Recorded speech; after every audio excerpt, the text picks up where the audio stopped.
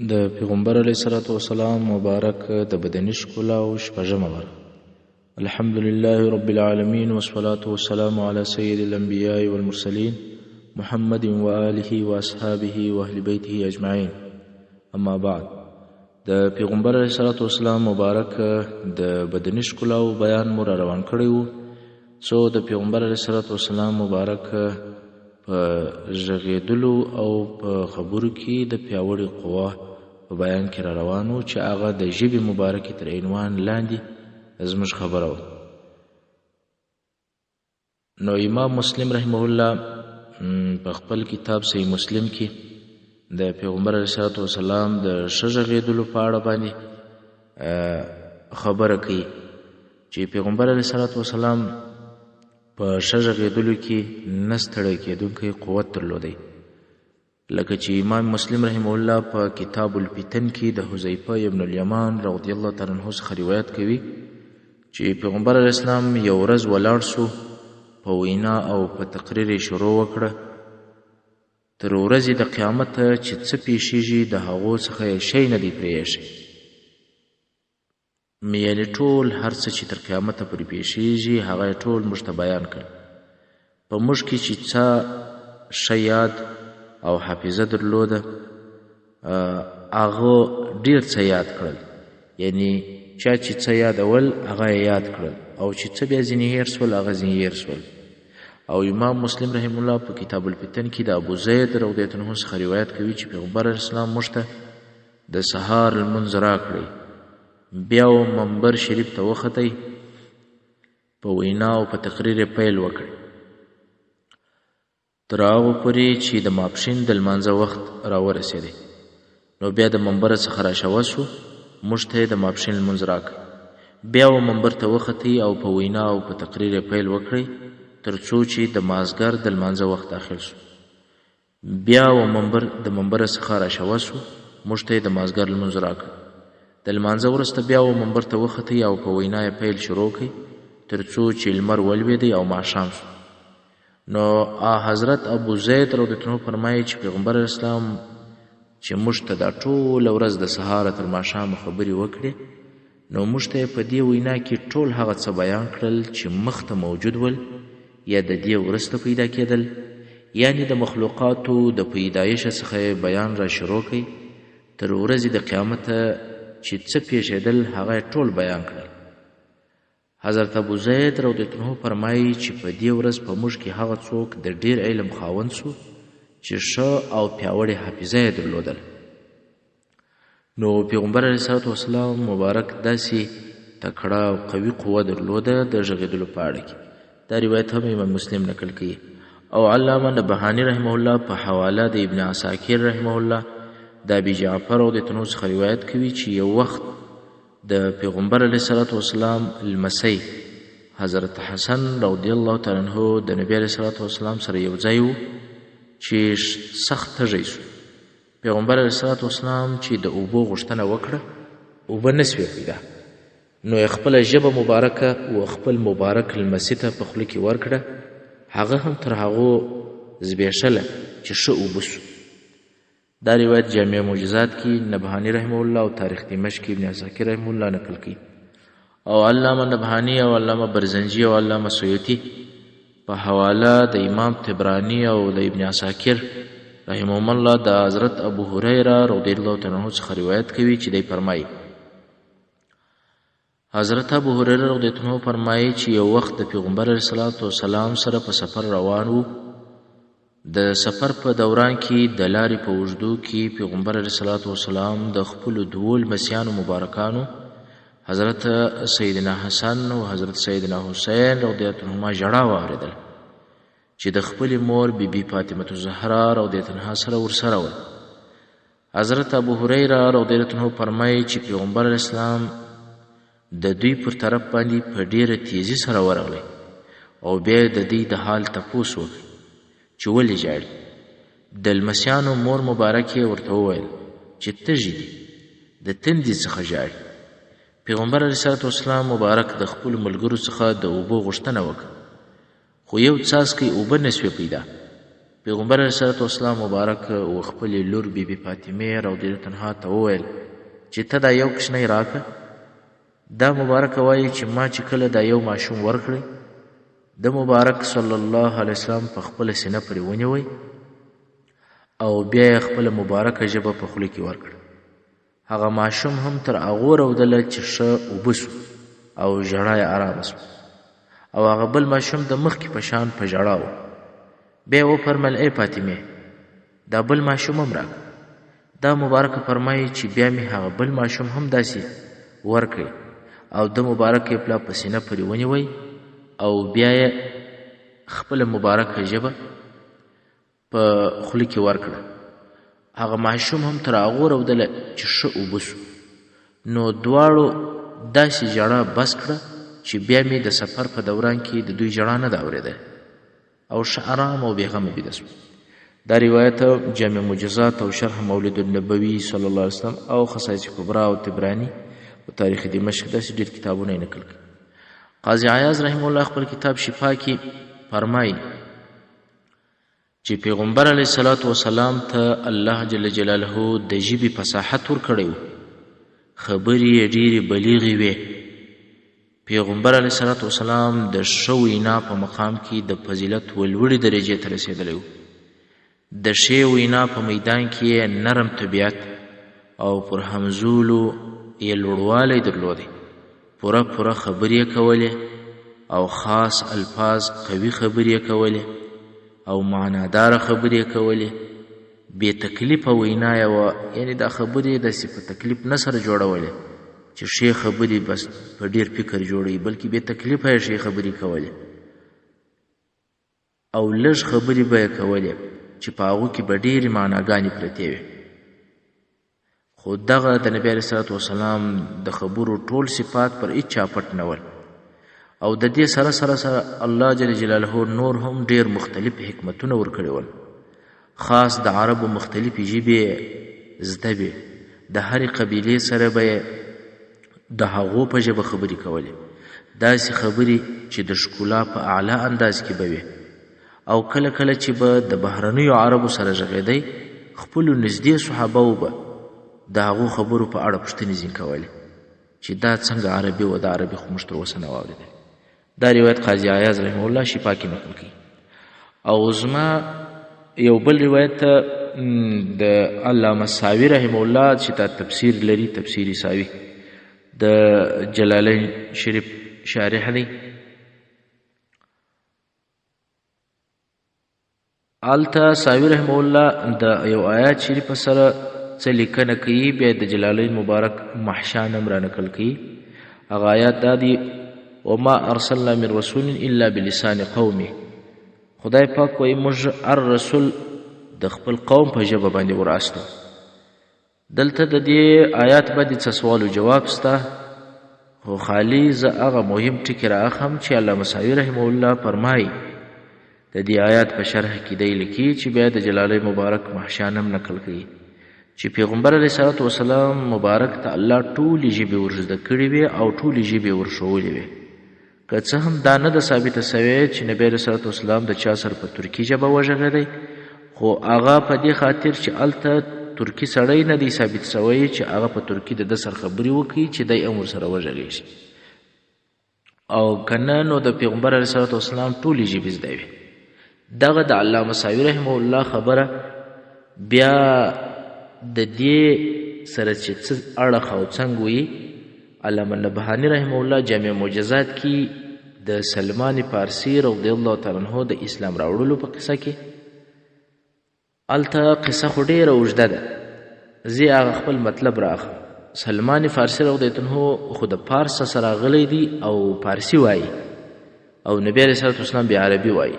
نو د دې دوو په مابین کې ترجماني هغه یو یهودي کوله چې دغه یهودي عربي هم زده وه، فارسي هم زده وه. نو د سلمان فارسي رضی الله عنه او د نبی علیه السلام په مابین کې ترجماني کول.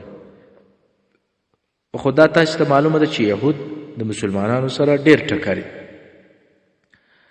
نو سلمان فارسي رضی الله تعالی عنه د نبی علیه السلام او د نبی علیه السلام د دین ستاینه او صفت وکړي، خو هغه یهودي به خبره چپه واړوله او نبی علیه السلام ته به وویل چې د سلمان فارسي ستۍ د دین پسې بد رد وایي او ستی په ذات شریف کې خطرناکې خبرې کوي.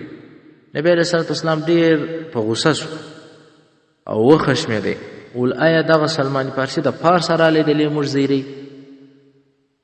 خو څنګه چې سلمان فارسي رضی الله عنه په ډېر صادق نیت باندې او په رښتیني نیت باندې راغلی و، نو جبرائیل علیه السلام را شوه سو او نبی علیه الصلاة والسلام مبارک ته سا په پاکه فارسي ژبه ور وښودله او ورته ویل یا رسول الله دی ستا غیبت نه کوي، دی تا پسې بد ورد نه وایي، دی ستا ستاینه او صفت کوي، ستا د دین صفت کوي، د یهودي غلط وایي، یهودي د مابین ځه وباسه تا او دی خپله سره وغږېږي.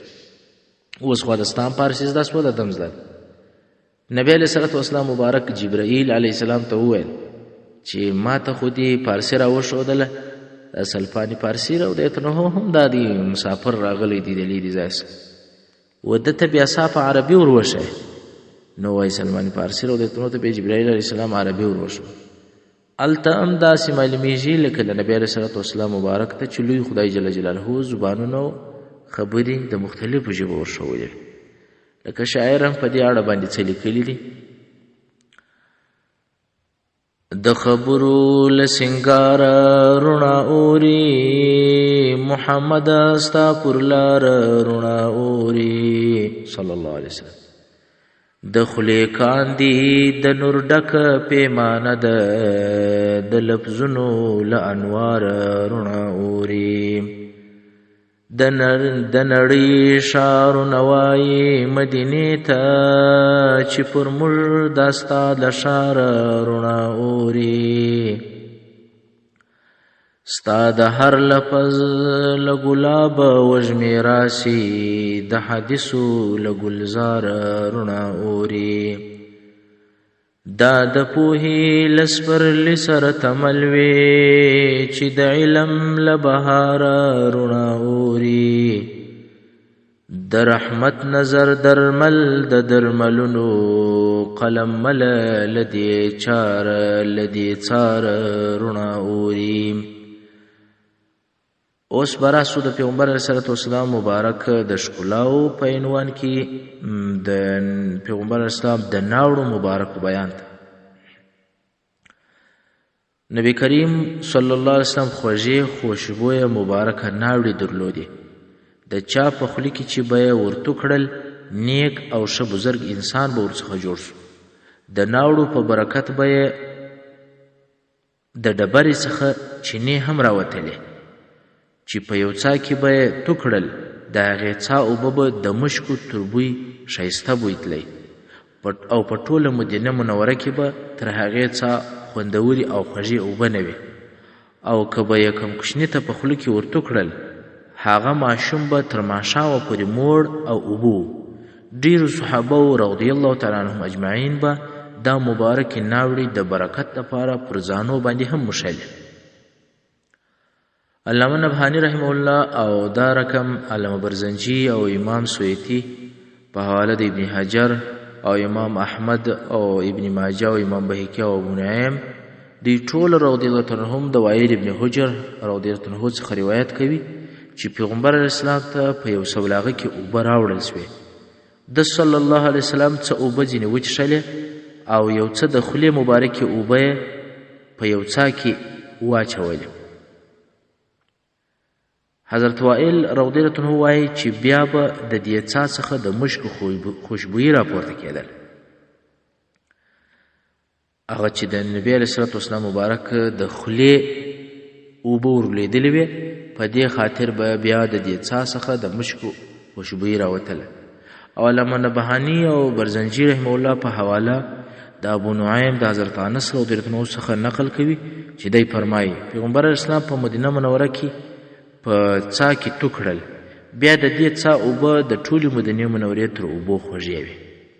او امام سویتی رحمه الله او علامه برزنجي رحمه الله او علامه نبهاني او امام بهقي او ابو نعیم د رزینه رضی الله تعالی عنها، دغه رزینه د پیغمبر اسلام آزاده سوې مینځه وه.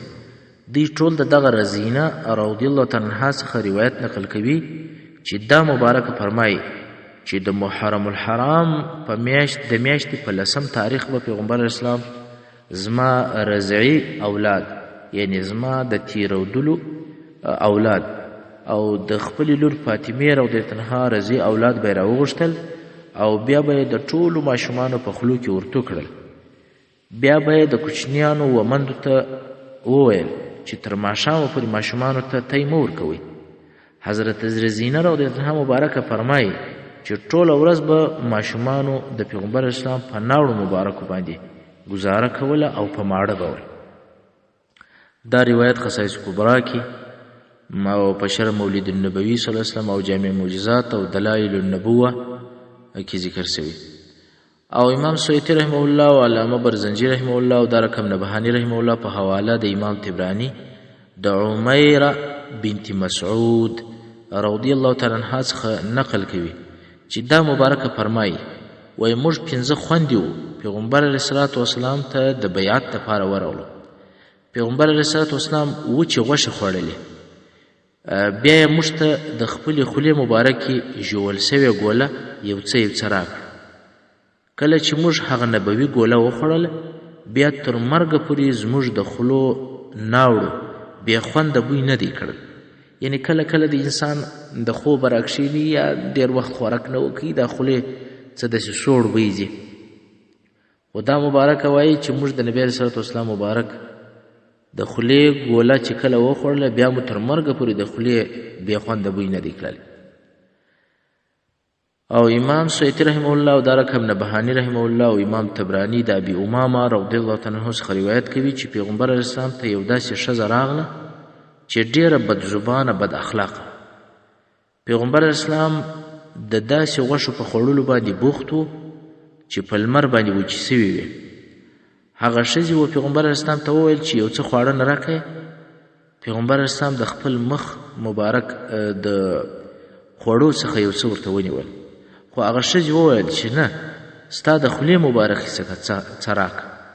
پیغمبر علیه السلام چې کله د خپلې خولې مبارکې ګوله ورکړه او هغه ښځې وخوړل. حضرت ابي امامه رضی الله عنه مبارک فرمایي چې د دې ګولې په برکت د هغه ښځې بدزباني او بد اخلاقي ټوله ورکه سوه او ښایسته خوش اخلاقه ښځه بیا ځینې جوړه سوه. دا روایت هم خصائص کبرا او جامع ترمذي او طبراني نقل کوي. او امام سیوطی رحمه الله او دارقم نبهانی رحمه الله او بهقی رحمه الله د حضرت محمد ابن ثابت ابن قیس ابن شماس رضی الله عنه څخه روایت نقل کوي چې دی فرمایي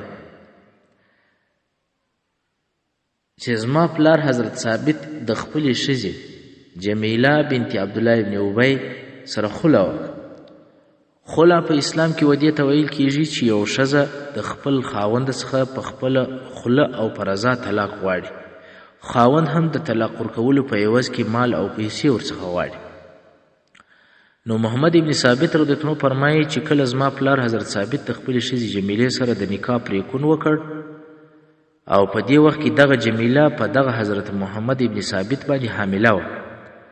کله چې محمد ابن ثابت پیدا سو نو بیا د خپل کیسه کوي چې د زما مور جمیلې قسم وکړي چې زه والله که د ثابت وزوی ته شیدې او تی ورکم. پیغمبر اسلام خبر سو چې زما لوی جلیل القدر صحابي ثابت ابن قیس د هغه زوی پیدا سوی دی خو ښځه یې تی نه ورکوي او ماشوم یې وژی دی. نو پیغمبر اسلام و حضرت ثابت رضی الله عنه ته وویل چې ورسه زوی دې راوله. کله چې دا ماشوم و پیغمبر اسلام ته راوړل سو نو پیغمبر اسلام د دې ماشوم په خوله کې ورتو کړل او بیا یې خپل جلیل القدر صحابي حضرت ثابت رضی الله عنه ته وویل چې ته خپل ماشوم ګرځوه و ده ته لوی خدای جل جلاله رزق ورکوي. حضرت ثابت رضی الله عنه فرمایي چې ما اوله ورځ او دا رقم دویمه ورځ او دا رقم دریمه ورځ خپل ماشوم زوی و پیغمبر اسلام ته راوړی. یعنی د دې دپاره چې بس د مړېدلو پر ځای د پیغمبر اسلام ناوړې مبارکې په خوله کې ورولوي شي. نو په دریمه ورځ کې چې رالم د عربو یوه ښځه مې ولیدله چې د ثابت ابن قیس پوښتنه یې کوله. حضرت ثابت فرمایي چې ما ورته وویل چې څه پکه یې؟ حضرت ثابت څه پکه یې؟ وایي دې ښځې راته وویل چې ما تېره شپه په خوب کې ولیدل چې زه د حضرت ثابت و محمد نامې زوی ته تی او شیدې ورکوم. حضرت ثابت وایي چې بیا مې خپل ماشوم زوی محمد رضی الله عنه هغه ښځې ته حواله کوي، خو دا 3 ورځې یې د پیغمبر اسلام په ناوړو مبارکو باندې ګزاره کوله او 3 ورځې د نبی علیه الصلاة والسلام مبارک په ناوړو باندې موړو او هم په اوبو. دا روایت هم خصائص کبرا او جامع معجزات دلایل نبوه او داسې نور کتابونه نقل کوي.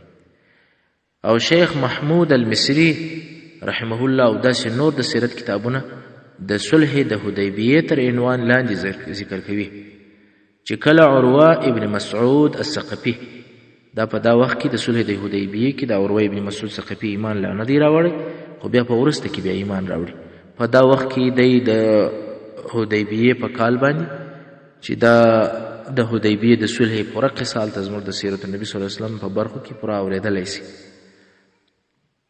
نو دغه عروه ابن مسعود الثقفي دا د قریشو د طرفه یو قاصد یو استازي په توګه راغلی دی او د نبی علیه الصلاة والسلام سره خبرې کوي، خو د خبرو سره سره د ده په نظر کې دا هم دي چې نبی علیه الصلاة والسلام او لشکر او معلومات او حالات او حال احوال هم راوړي او شاوخوا نظر مزر هم وکړي.